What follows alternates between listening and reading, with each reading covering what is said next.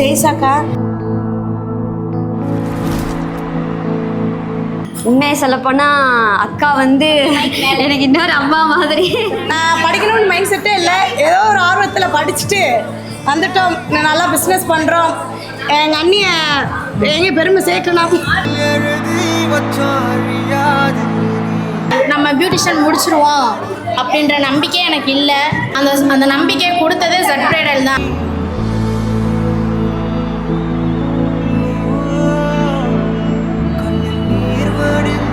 உண்மையிலே சொல்லணும்னா போன வருஷம் அங்கே இருந்தேன், இந்த வருஷம் நான் இங்கே இருக்கேன். ஏன் நம்ம பிள்ளைங்க தானே, என் பிள்ளை தானே நீனு அப்படின்ட்டு எதுனாலுமே ஓகே சொல்லிட்டு போயிடுவாங்க. அதனால இது வந்து எங்கள் ஃபேமிலி ஆயிடுச்சு.